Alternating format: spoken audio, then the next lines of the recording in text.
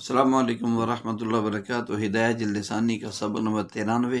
صفحہ نمبر 413 کے باب الخلع سے شروع ہو رہا ہے۔ دعا ہے کہ اللہ علم و عمل کی برکتیں نصیب فرمائے، آسانیاں پیدا فرمائے۔ بسم اللہ الرحمن الرحیم۔ اللہم صلی علی سیدنا محمد کما تحب وترضى، جزا اللہ عنا محمد ما هو آل باب الخلع۔ وإذا تشاقى الزوجان وخافا ألا يقيما حدود الله فلا بأس بأن تفتدي نفسها منه بمال يخلعها به، لقوله تعالى فلا جناح عليهما فيما افتدت به، فإذا فعل ذلك وقع بالخلع تطليقة بائنة ولزمها المال،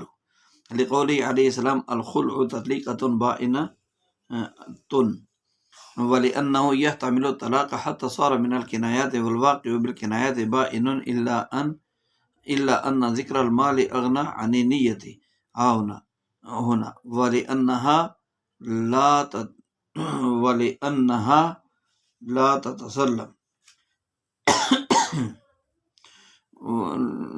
تتسلم المال إلا لتسلم من لها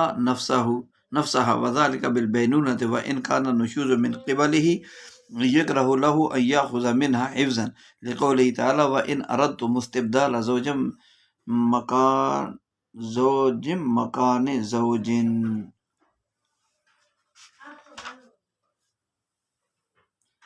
مكان زوج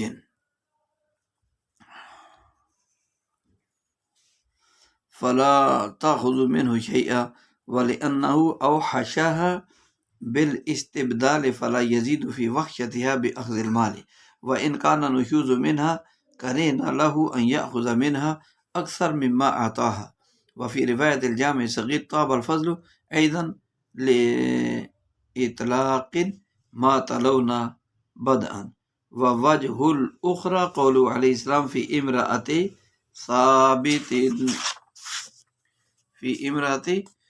ثابت ابن قیس ابن شماس، أما الزيادة فلا، وقد كان نشوز منها ولو أخذ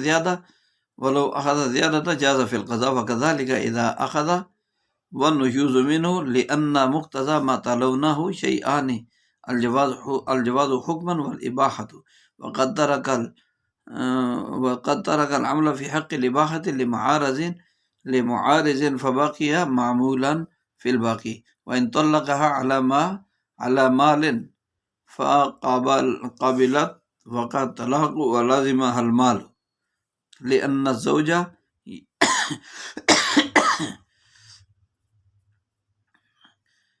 يستبدأ بالطلاق تنجيزا وتعليقا، وقد علقه بقبوله، والمرأة تملك التزام المال لولايتها على نفسها،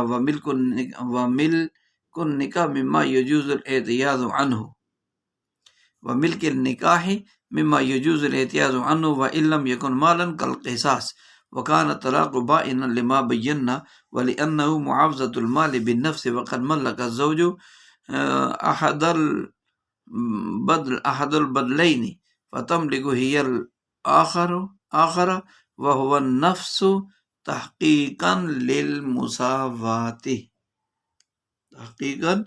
للمساواة۔ یہاں سے خلع کا باب شروع ہو رہا ہے، یعنی اس باب کے اندر خلع کے احکام بیان ہو رہے ہیں۔ صفحہ نمبر 413 سے یہ سبق ہمارا شروع ہوا، اور اگر میاں بیوی ایک دوسرے سے جھگڑا کریں، یہاں سے سبق ہے۔ تو یہاں خلع کے جو ہے باب الایلاء کے بعد بیان کرنے کی دو وجہ ہیں۔ ایک تو ایلاء میں مال نہیں ہوتا اور خلع میں مال ہوتا ہے، لہذا مال سے خالی ہونے کے اعتبار سے ایلاء طلاق سے زیادہ قریب ہے، اس لیے پہلے ایلاء کو بیان کیا، اب خلع کو بیان کر رہے ہیں۔ اور دوسری وجہ یہ ہے کہ ایلاء میں ظلم و زیادتی اور طلاق پر اقدام مرد کی طرف سے ہوتا ہے، جبکہ خلع میں یہ تمام چیزیں عورت کی طرف سے ہوتی ہیں، اور مردوں کو ہر محاذ پر عورتوں سے تقدم اور سبقت حاصل ہے، اس لیے یہاں بھی ایلا کو خلا پر مقدم کیا گیا اور خلا کو بعد میں بیان کیا جا رہا، جو کہ ابھی آپ سماعت فرما رہے ہیں۔ خلا کے لغوی معنی ہے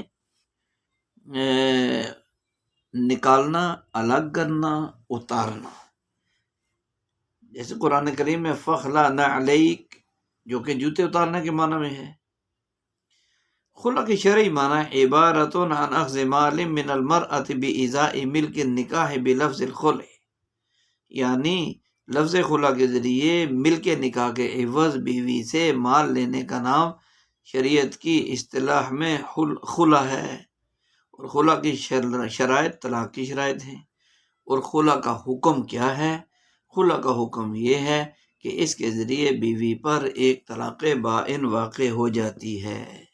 اب آتے ہیں یا اصل عبارت کی طرف کہ یہاں سے کیا کہنا چاہتے ہیں۔ اور اگر میاں بیوی ایک دوسرے سے تشاق کا جھگڑا کریں، وخافا، اور دونوں ڈرتے ہوں اس بات سے، یا دونوں کو اندیشہ خوف ہو اس بات سے کہ وہ اللہ کی حدود کو قائم نہ رکھ سکیں گے،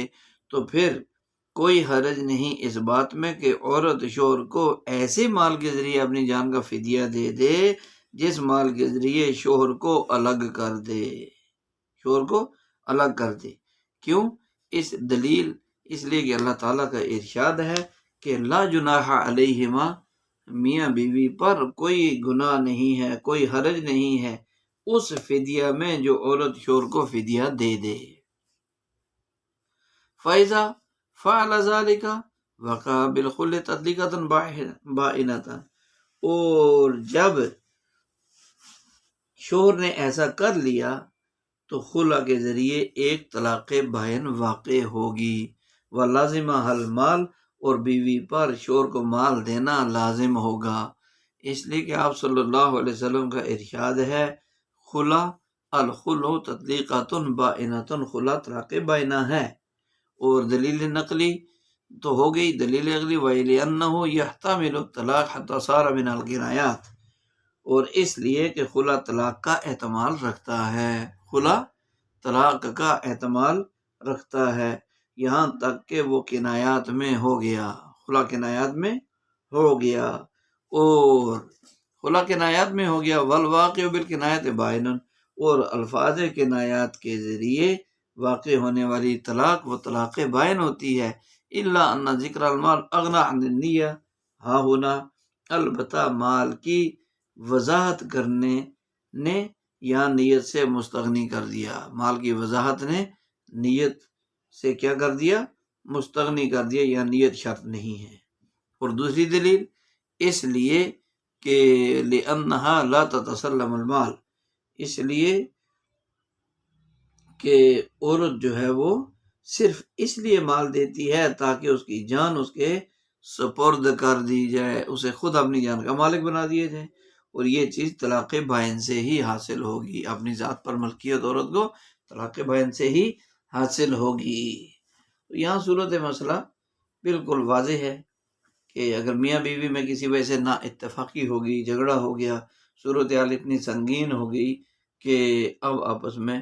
گزر بسر کرنا مشکل ہو گیا، ناممکن ہو گیا،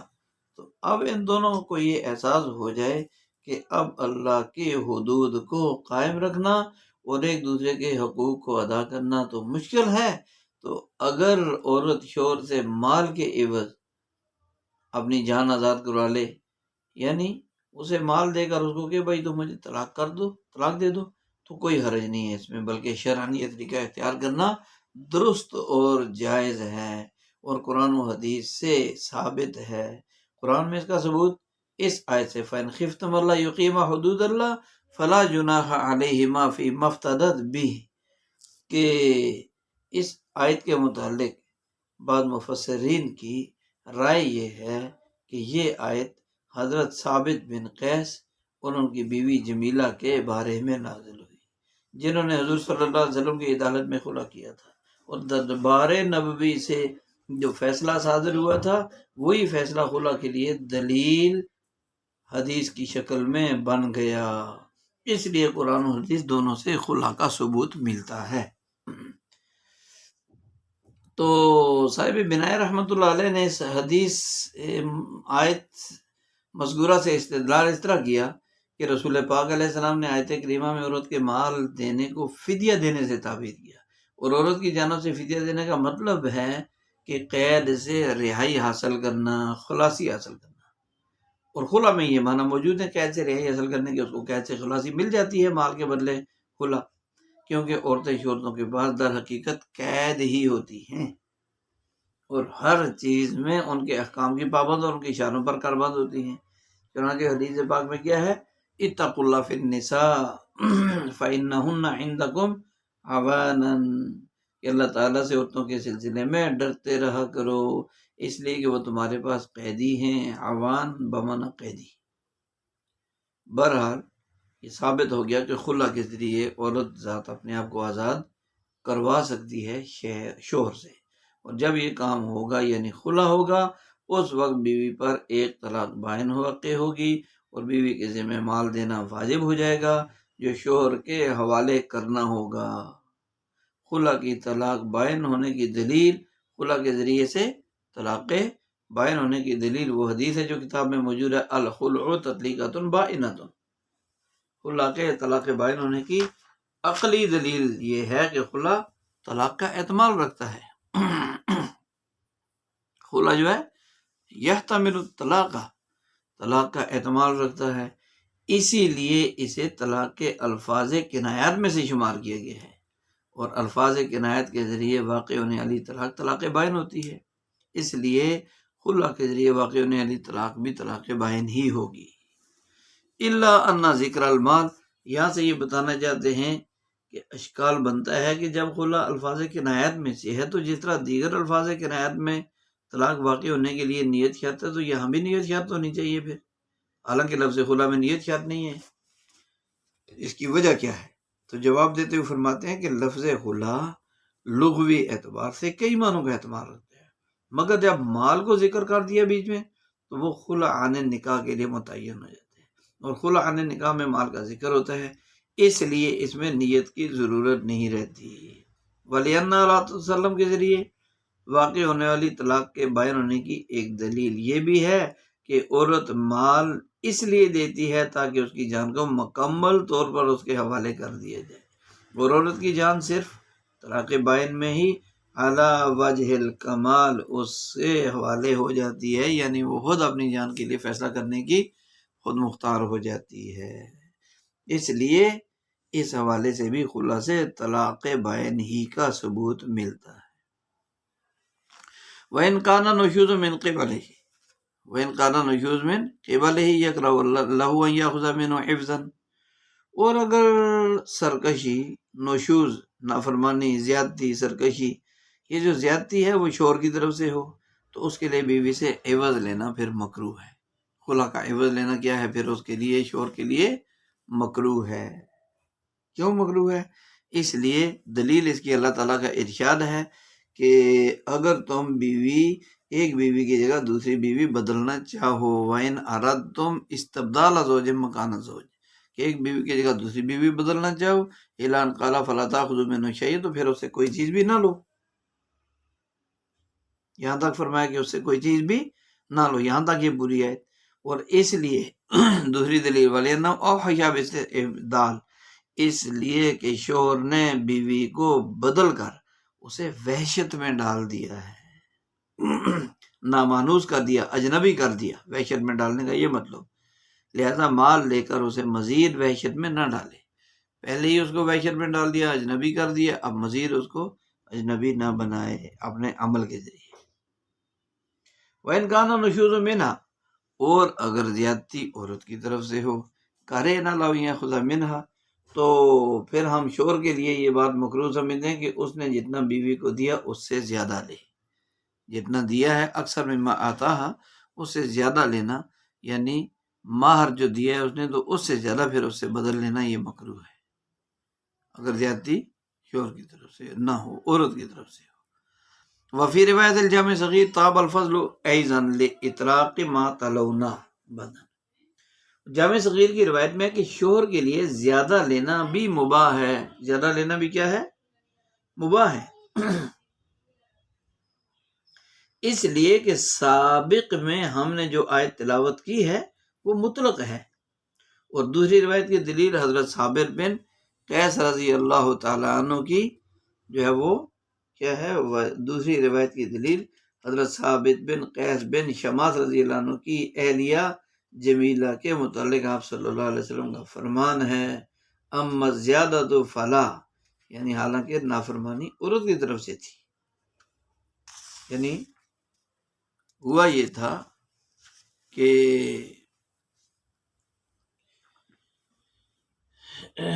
مبسوط میں بیان کردہ روایت کی دلیل حضرت ثابت بن قیس رضی اللہ عنہ کی بیوی کے متعلق نبی علیہ السلام کا ارشاد گرامی ہے، اما زیادۃ فلا، یعنی مہر مسمى کی مقدار سے زیادہ بدلے خلا لینا یہ مکروہ ہے۔ علامہ عینی رحمۃ اللہ علیہ نے دارقطنی کے حوالے سے یہ حدیث مکمل طور پر ان الفاظ میں بیان کی، قال اخبرنی ابو زبیر ابن ثابت ابن قیس بن شماس كانت عنده زینب بنت عبد الله ابن ابی بن سلول وكان اصدقها حدیقۃ فقرته حدیقۃ فقال النبی صلی اللہ علیہ وسلم اتريدين علیہ حدیقته التي اعطاك قال نعم وزیادہ فقال النبی صلی اللہ علیہ وسلم اما زیادۃ فلا، کہ حضرت ثابت بن قیس نے اپنی بیوی کو ایک باغ بطور مہر دیا تھا، حدیقہ، لیکن بیوی ان سے مطمئن نہیں تھی، اس لیے انہوں نے خلا کا مطالبہ کر دیا بیوی نے، جس پر آپ صلی اللہ علیہ وسلم نے ان سے پوچھا کیا تم وہ باغ واپس کر سکتی ہو جو ثابت نے تمہیں مہر میں دیا تھا؟ تو بیوی نے کہا کہ ہاں میں اس سے زیادہ بھی دے سکتی ہوں۔ اس پر آپ صلی اللہ علیہ وسلم نے فرمایا زیادہ کی تو ضرورت نہیں ہے۔ اس واقعے سے یہ بات کھل کر واضح ہو گئی کہ اگر نوشوز یعنی زیادتی عورت کی طرف سے ہو تو شوہر کے لیے مقرر کردہ مہر کی مقدار سے زیادہ بدلے خلا لینا مکروہ ہے۔ کیوں؟ اس لیے کہ صاحب شریعت صلی اللہ علیہ وسلم نے جب اباحت کو ممنوع قرار دے دیا، زیادہ کو ممنوع قرار دیا، تو حرمت اگرچہ نہیں ہے لیکن کراہیت تو ضرور ہوگی نا، کراہیت تو ضرور ہوگی۔ اور یہاں ولو اخذ زیادہ تھا جازہ فی القضاء، اور اگر شوہر نے زیادہ لے لیا تو قضاءً جائز ہے، قضاءً کیا ہے؟ جائز ہے۔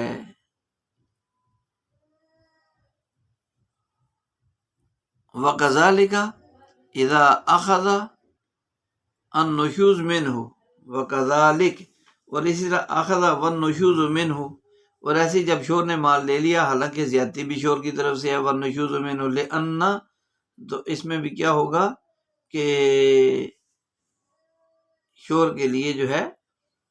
نوشوز مرد کی طرف سے ہو یا عورت کی طرف سے، دونوں صورتوں میں اگر مرد نے بدلے خلا میں مقرر کردہ مہر کی مقدار سے زیادہ مال لے لیا تو یہ زیادہ مال لینا شوہر کے لیے جائز تو ہے لیکن مباح نہیں ہے، مباح نہیں ہے بلکہ مکروہ ہے۔ اور جواز اور کراہت میں اجتماع ممکن ہے، یعنی ایسا کام کہ جو جائز ہو لیکن مکروہ ہو، ایسا ممکن ہے۔ کیوں؟ کہ جواز کی ضد حرمت ہے جبکہ اباحت کی ضد کراہت ہے۔ وفی مفترض بہ والی آیت، دو چیزوں کا تقاضا کرتی ہے، ایک شرعی جواز اور دوسرا اباحت، اور یہ بھی طے شدہ ہے کہ اگر معارض کی وجہ سے نص کے پورے حصے پر عمل ممکن نہ ہو تو جو ایسا معارض عذر کی وجہ سے خالی اس پر عمل کیا جاتا ہے، اور صورت مسئلہ میں اباحت پر عمل کو چھوڑ دیا گیا کیونکہ اباحت کے معارض اما زیادہ فلا والی حدیث موجود ہے کہ زیادہ نہیں، اس لیے اس معارض کی وجہ سے اباحت کے حق میں عمل نہیں ہوگا، تاہم جواز کے حق میں آیت پر ضرور عمل ہوگا اور شوہر کے لیے زیادہ لینا جائز ہوگا، لیکن یہ یاد رہے کہ جواز محل کراہیت ہے، جائز ہے لیکن مکروہ۔ وَإِن طَلَّقَهَا عَلَى مَالٍ فَقَبِلَتْ،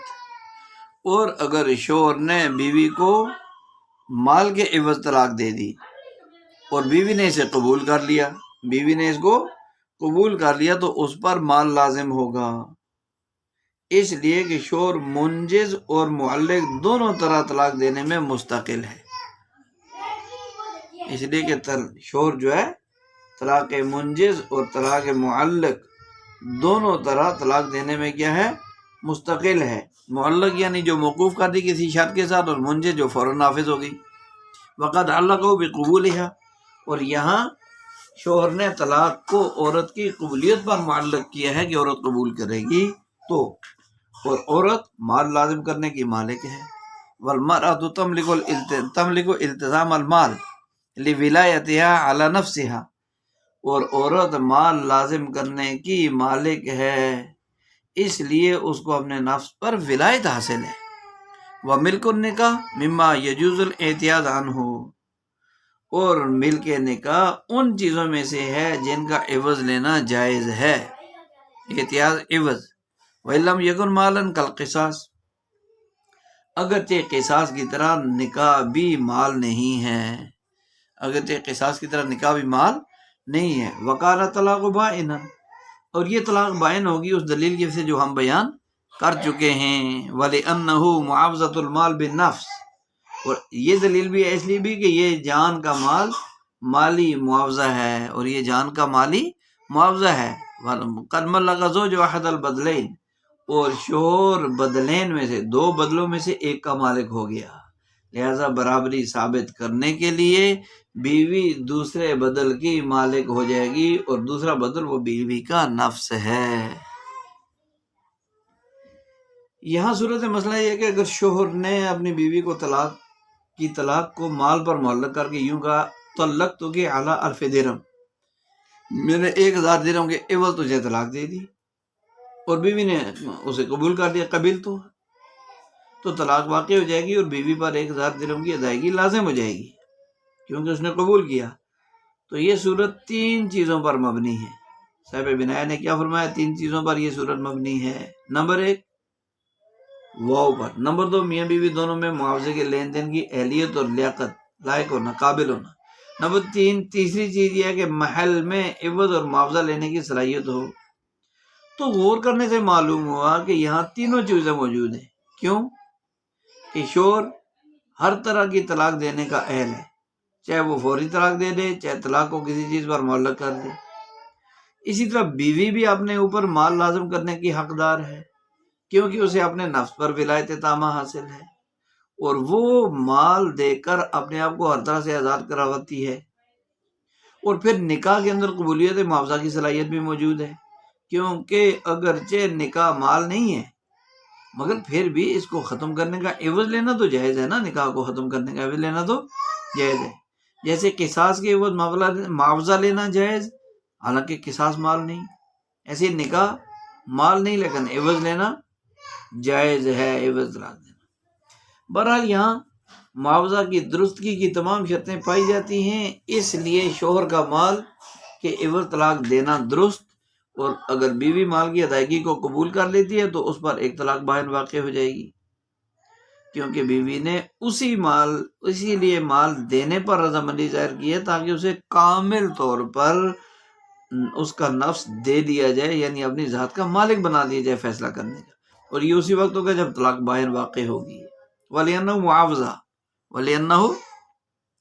معاوضہ سے یہ بتانا چاہتے ہیں کہ وَلِأَنَّهُ مُعَاوضَةُ الْمَالِ بِالنَّفْسِ، یہاں سے یہ بتا رہے ہیں کہ طلاق بائن ہونے کی دوسری دلیل، جس کا خلاصہ یہ کہ صورت مسئلہ مال دے کر جان چھڑانے سے متعلق ہے، یعنی ایک طرف مال، دوسری طرف جان، اور شوہر ایک چیز کا یعنی مال کا مالک، اس لیے لازمی طور پر بیوی دوسری چیز یعنی نفس کی مالک ہوگی، تاکہ میاں بیوی کی ملکیت میں برابری اور مساوات ثابت ہو جائے نا، دونوں ایک ایک چیز کے مالک، اور یہ اسی وقت ممکن ہوگا جب مذکورہ طلاق بائن ہو، جب مذکورہ طلاق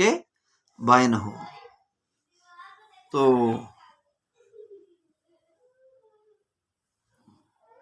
دعا ہے کہ اللہ تعالی ہمیں ان مسائل کو سمجھنا آسان فرمائے۔ سبحان ربک رب العزت عما یصفون وسلام علی المرسلین والحمد للہ رب العالمین۔ السلام علیکم ورحمۃ اللہ وبرکاتہ۔